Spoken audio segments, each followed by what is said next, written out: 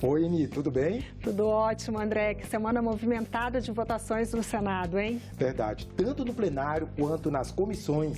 O bom é que aqui a gente se atualiza sobre as notícias da semana no Senado. E vamos ver no programa de hoje. O plenário aprovou 2 projetos prioritários de segurança pública. A Comissão de Constituição e Justiça debateu a segurança da urna eletrônica e a cobrança das bagagens e até de poltronas na hora de viajar. O Senado Notícias Revista começa agora.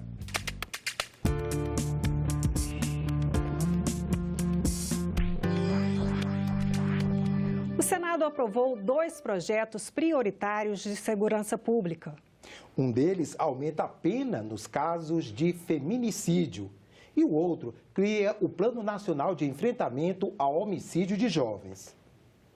O feminicídio é o assassinato de mulheres em razão da desigualdade de gênero. A penalidade para quem comete esse crime já é acrescida de 1/3 à metade quando ele é praticado durante a gestação ou após 3 meses do parto, contra meninas menores de 14 anos e contra mulheres com mais de 60 anos. O primeiro projeto aprovado pelo plenário nesta terça-feira aumenta a pena em mais 2 hipóteses: quando a vítima tiver doença incapacitante e quando houver a presença virtual de certos familiares da vítima, diante de uma câmera conectada à internet, por exemplo. Lembrar que o homicídio simples hoje, a pena varia de 6 a 20 anos. Nos homicídios qualificados, e o feminicídio é uma espécie de homicídio qualificado, a pena mínima não é de 6, mas de 12. A pena máxima não é de 20, é de 30 anos. Portanto, a pena hoje para o feminicídio é de 12 a 30 anos. A proposta volta para a análise da Câmara porque os senadores retiraram a parte do texto que tratava do agravamento da penalidade quando o crime for praticado em descumprimento de medidas protetivas. Entendemos que o caminho não é pura e simplesmente aumentar ainda mais a pena. Por isso que concordamos com a emenda apresentada pelo senador Lindenberg. O plenário também aprovou a criação do Plano Nacional de Enfrentamento ao Homicídio de Jovens. A ideia é reduzir os altos índices de violência contra pessoas entre 15 e 29 anos, principalmente negros e pobres, porque são os mais atingidos pela criminalidade no Brasil. É um projeto tão importante, foi de uma CPI presidida pela senadora Lídice da Mata, que eu fui relator, que é sobre o extermínio da nossa juventude. Esse projeto estabelece diretrizes, metas para serem cumpridas pelo governo federal, governos estaduais, é um projeto consensual. A segurança da urna eletrônica e a implementação do voto impresso nas eleições gerais de 2018 foram debatidas na Comissão de Constituição e Justiça. Uma lei aprovada pelo Congresso em 2015 determinou que o voto na urna eletrônica fosse impresso a partir deste ano. O cronograma estabelecido pelo TSE para cumprir a lei é de 10 anos. Nas eleições de outubro, apenas 5% das 550 mil urnas eletrônicas estarão preparadas para imprimir o voto dos eleitores. A decisão tem sido questionada. Voto impresso é uma exigência legal. O Tribunal Superior Eleitoral não pode se negar de cumprir a lei. Os representantes do tribunal justificaram que dificuldades tecnológicas e de licitação impediram o cumprimento da lei de forma total este ano. A empresa contratada para desenvolver as novas urnas não cumpriu os prazos e foi necessário partir para um plano alternativo. O tribunal também percebeu a necessidade de compatibilizar essas escolhas políticas com o próprio cronograma de substituição das máquinas para que não houvesse desperdício de dinheiro público. As senhoras e os senhores podem entender que a urna eletrônica tem, em média, uma validade de 10 anos e já há uma escala de substituição progressiva e esse número de 5% é um número que é obtido a partir desse planejamento técnico do tribunal. E essa decisão foi no sentido de se desenvolver uma nova urna, que contemplaria já o voto impresso, resolveria a questão de atualização dos componentes internos, de acordo com o mercado exige, e também já promoveria a necessidade de substituição ou renovação do parque tecnológico da Justiça Eleitoral. No centro do debate sobre a impressão de votos, uma dúvida que aparece com mais força, principalmente em ano eleitoral. A urna eletrônica brasileira é inviolável ou não? Nós temos evidências de que a fraude é inviável. Nós vamos chegar aqui à conclusão de que o sistema é 100% seguro, porque isso é uma falácia. Mas, pelo histórico que nós temos e pelas evidências que nós temos até hoje, e todos os dispositivos de segurança e auditabilidade que são implementados no processo, nós consideramos a fraude até hoje inviável. Nós já fizemos 4 testes públicos de segurança, em que nenhum participante, professores renomados, doutores realmente em segurança da informação, não houve alteração de voto. Então comprove que não é possível. Qual é a maneira fácil de comprovar? Imprime o voto. Acabou. Ainda há tempo para licitação e cumprir isso que causa um verdadeiro clamor público, como disse o senador Caiado? Exatamente. Em complementação, até nós estamos submetidos ao que definiu o próprio Tribunal de Contas da União, que aprecia as nossas contas de gestão. E ele disse que a melhor maneira de implementação dessa vontade política do Congresso Nacional é o escalonamento progressivo. Rádios comunitárias com incentivos da Lei Rouanet, taxas mais altas para operadoras de telecomunicação que não atenderem bem o cliente. Esses são projetos aprovados na Comissão de Assuntos Econômicos. Os senadores aprovaram também proposta que direciona recursos do FGTS e do FAT para as regiões menos desenvolvidas. Pelo texto, 44% dos recursos do FGTS e do FAT, que são administrados pela Caixa Econômica Federal, devem ser destinados com prioridade para as áreas de atuação da Sudan, Sudene e Sudeco. O objetivo é permitir o desenvolvimento das regiões Norte, Nordeste e Centro-Oeste, principalmente nas áreas de moradia e infraestrutura urbana. Pelo relatório, não podem ser utilizados os recursos do FAT, que são destinados ao pagamento do seguro-desemprego e abono salarial. A matéria segue agora para análise da Comissão de Desenvolvimento Regional. Se você for ver o investimento que o Banco Nacional de Desenvolvimento Econômico fez no Brasil, a região Norte e Nordeste sempre ficaram bem aquém daquilo que foi investido na região mais desenvolvida do país. Com essa medida, a Caixa Econômica ela passa a ter algumas obrigatoriedades para que a gente possa investir nos lugares que mais precisam de investimento. Os senadores aprovaram também um projeto que aumenta tributos pagos pelas empresas de telefonia e internet, caso elas não atendam bem os clientes. Pelo texto, se as empresas não cumprirem as metas de qualidade no atendimento ao usuário estabelecidas pela Anatel, vão ter que pagar 15% a mais pela taxa de fiscalização de funcionamento, um tributo pago anualmente pelas empresas de telecomunicações. E as rádios comunitárias poderão receber recursos da Lei de Incentivo à Cultura, conhecida como Lei Rouanet. Pelo texto, apenas as rádios que tiverem 80% de programação cultural poderão receber o benefício. O projeto segue agora para análise da Comissão de Educação. Eu visitei, senhor presidente, diversas.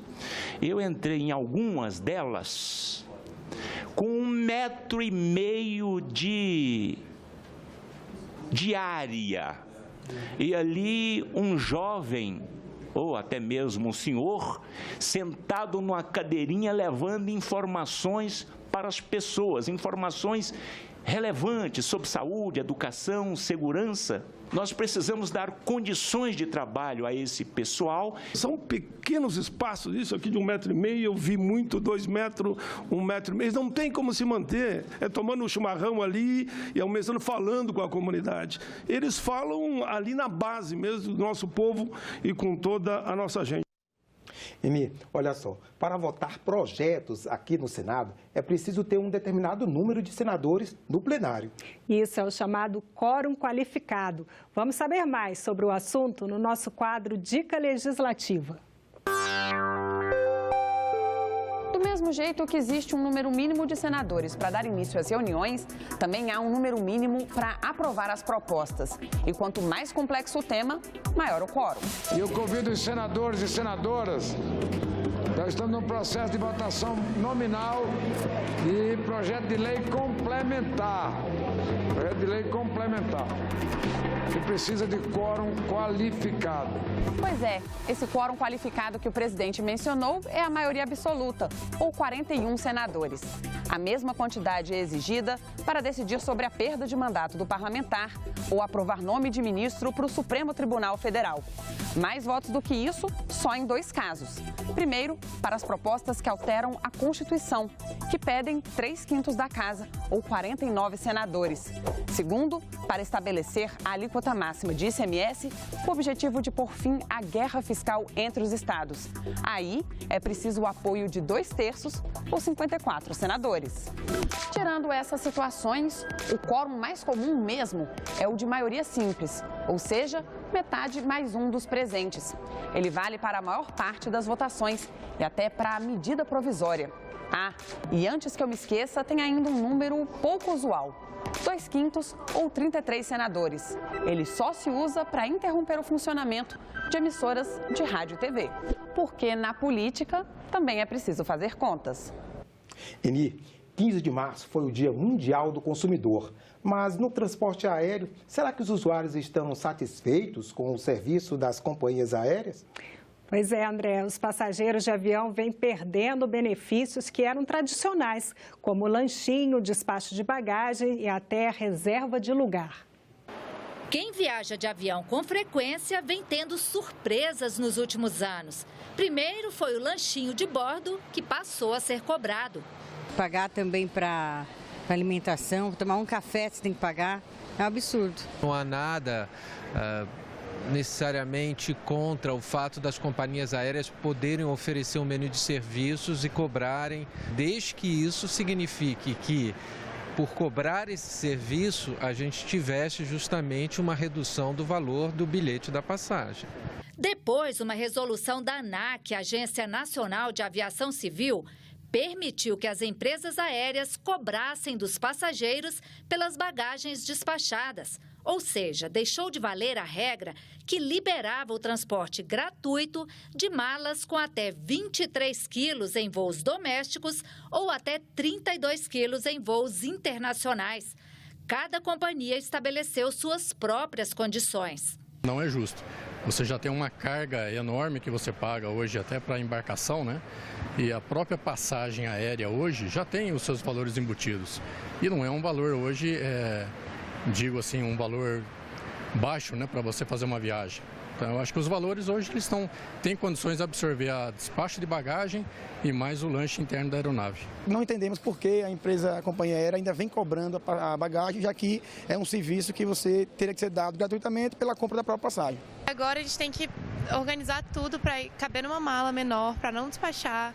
A promessa das empresas era reduzir as passagens. Ficou mais caro, porque não alterou a passagem, tirando a passagem, a bagagem do passageiro não ficou mais barato, não. Não acredito que seja justo, porque os preços já são bem altos, né? Então, a gente acredita que já está embutido esse tipo de situação. Então, é meio cruel com o consumidor. E agora, mais uma tarifa. Tem empresa que já está cobrando pela marcação antecipada de assentos. Creio que essa cobrança, porque você está marcando assento antecipado, eu creio que está havendo um desrespeito, sim. Outro absurdo, entendeu? Porque tudo bem, a gente até gosta, tenta marcar o assento ou ver um assento melhor para quem está mais idoso, né? Mas agora, cobrar a passagem antes ou cobrar para marcar um assento melhor é outro absurdo. Para o IBDEC, Instituto Brasileiro de Estudo e Defesa das Relações de Consumo, cobrar pela marcação antecipada de assentos é sim uma prática abusiva. Não existe prestação de serviço para o consumidor. O consumidor, ele compra a passagem, ele entra no site, ele sozinho faz toda a marcação, tá? E fecha a sua compra. Então, não justifica que se cobre algo que não é prestado serviço. Então, se não tem conta prestação de serviço para o consumidor, não pode ser cobrado dele. Está disponível, daqui a pouco eles vão cobrar taxa por você comprar na internet. Então, você vai lá no balcão da empresa para comprar. É a mesma coisa. Então, assim, se existisse uma prestação de serviço, se você tivesse que entrar num chat, se você fosse atendido na via online, ou se você tivesse que ligar e fosse prestado esse serviço para o consumidor, justificaria a cobrança. Como não tem serviço prestado, não justifica a cobrança. Agora veja você, a cobrança das bagagens pelas companhias aéreas vai contra o Código Civil e o Código do Consumidor. A afirmação é da advogada Luciana Ateniense, que conversou com o jornalista Ronaldo Martins sobre os direitos do consumidor. A portaria da ANAC, que estabeleceu a cobrança das bagagens, veio com a esperança de que os preços das tarifas reduzissem. Mas parece que na prática isso não aconteceu. Por quê? Olha, como consumidor, né, vulnerável, a gente não sabe. Só sabemos que nós somos a parte mais fraca. E a cada momento estamos deparando com cobranças opcionais, impostos pelas companhias aéreas e aquela promessa em que a mala, em virtude do pagamento da mala, o bilhete ia diminuir, estamos vendo que não. E, em contrapartida, a ANAC está pedindo calma. Calma até quando? Bom, a ANAC aí estaria agindo mais em benefício das empresas do que do consumidor? Olha, eu não posso falar em relação a isso, mas eu acho que como uma agência reguladora, ela teria uma obrigação de forma imparcial, ela defender, né, não só teria que ter um olhar para as companhias aéreas e também para o consumidor.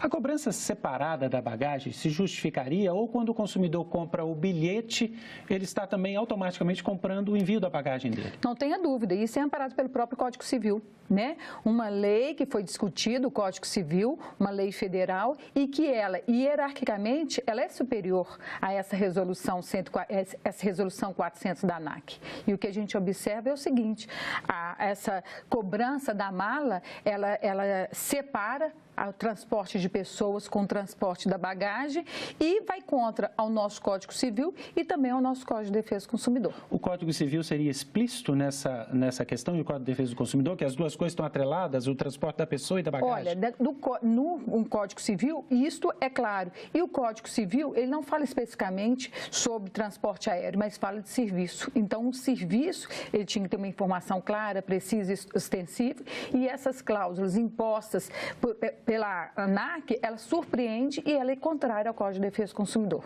Desde que a portaria foi aprovada, já houve, inclusive, reajuste no preço da bagagem transportada. Isso sinaliza que, quer dizer, a medida de fato não ajudou o consumidor? Olha, sinaliza o descaso. Sinaliza o descaso que as companhias aéreas têm tratado os consumidores nos últimos anos. Não podemos pegar aquele chavão de tendência mundial, que essas cobranças estão sendo feitas em virtude da tendência mundial. Temos que ficar atentos à realidade do Brasil. A realidade do Brasil é que nós não temos inúmeras companhias aéreas, a nossa malha rodoviária e ferroviária ela é deficiente, então não pode querer competir com o mercado internacional para tentar impor essas cobranças abusivas em relação ao consumo.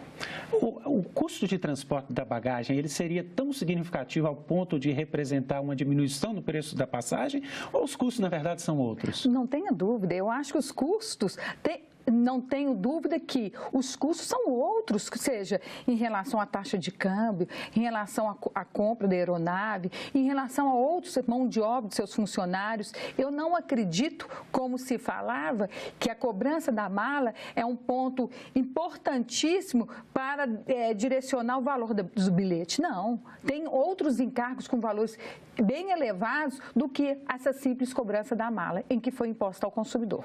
Nós temos visto, depois dessa cobrança, que os consumidores tentam levar o máximo de bagagem dentro da bagagem de mão, que é franqueada, e o que está acontecendo é que muitas vezes a pessoa entra no avião e já não tem mais lugar para guardar a bagagem de mão, e essa bagagem tem que ser transferida para o depósito da aeronave. Estaria aí também havendo uma dificuldade para cumprir aquele direito do consumidor que é levar a bagagem de mão? Isso mesmo, porque acontece, desde essa resolução 400, eles falaram, aumentei o valor da bagagem de mão. Antes era 5, agora para 10 quilos. Mas no caso, na situação prática, o que estamos observando, que na hora em que o consumidor ele entra, ou mesmo está naquela fila para embarcar da aeronave, ele não consegue levar a bagagem de mão, porque aonde coloca as bagagens ali na cabine já está lotado. Então, ele é surpreendido com aquela mala de mão em que tem seus objetos pessoais e objetos de valor, sai do poder de vigilância do consumidor e é despachada. É despachada sem ônus, mas isso não tira o que foi cumprido, porque a prioridade, muitas vezes o consumidor, ele não tem um cartão de fidelidade, ele não é um passageiro especial, então ele não tem a garantia que aqueles 10 quilos ele vai conseguir transportar junto com ele na cabine. A impossibilidade desse transporte poderia suscitar algum questionamento jurídico, inclusive? Sim, porque o que acontece? No momento em que você promete que vai dar esse direito ao consumidor, a oferta gera uma expectativa amparada pelo Código de Defesa do Consumidor. E o que a gente está observando é o seguinte, o consumidor ele não consegue, porque as aeronaves estão cheias, dentro da cabine, onde coloca aquela bagagem de mão, está lotada a capacidade, então ele se sente frustrado. Frustrado do quê? Daquela expectativa que era de conseguir transportar junto com ele a bagagem de mão e ele não consegue. É mesmo um absurdo a gente pagar para despachar a bagagem e até para reservar o lugar. Não é, Emília? É verdade, André. E como a gente viu na entrevista, vai contra o Código de Defesa do Consumidor e o Código Civil. Mas mudando um pouco de assunto, André, essa semana foi intensa, cheia de votações no Senado, não é? Isso, Emília, tanto no plenário quanto nas comissões. E tudo o que aconteceu na semana virou notícia na Agência Senado. É hora do nosso giro de notícias, André. Pois é, na segunda-feira, o destaque era a pesquisa feita pelo Instituto de Pesquisa Data Senado, que mostrou que as mulheres têm mais consciência da violência doméstica, mas têm procurado menos as delegacias e os centros de referência de atendimento à mulher. Na terça-feira, a Agência Senado publicou a matéria sobre a aprovação na Comissão de Assuntos Econômicos da proposta para amenizar a carência de moradia em regiões menos desenvolvidas. Pelo texto, 44% dos recursos do FGTS e do FAT, que são administrados pela Caixa Econômica Federal, devem ser destinados com prioridade para as áreas de atuação da Sudam, Sudene e Sudeco. O objetivo é permitir o desenvolvimento das regiões Norte, Nordeste e Centro-Oeste, principalmente nas áreas de moradia e infraestrutura urbana. Na quarta-feira, André, o destaque da Agência Senado foi a aprovação de mais 2 hipóteses para aumentar a pena nos casos de feminicídio, quando a vítima tiver doença incapacitante e quando houver a presença virtual de certos familiares na cena do crime, como diante de uma câmera conectada à internet. A proposta volta para análise da Câmara dos Deputados. E na quinta-feira, a notícia principal da Agência Senado foi o assassinato da vereadora Marielle Franco e de seu motorista Anderson Gomes, executados na noite de quarta-feira no Rio de Janeiro. Os parlamentares disseram que o crime foi um atentado à democracia e homenagearam as vítimas com 1 minuto de silêncio e com voto de pesar. Mais recursos para a saúde de estados e municípios e a ampliação da política de prevenção ao diabetes. Projetos aprovados na Comissão de Assuntos Sociais. Remédios e controle da glicemia pelo Sistema Único de Saúde já são garantidos aos diabéticos desde 2006. Mas a lei protege os doentes, que em 2013 já representavam mais de 9 milhões de brasileiros.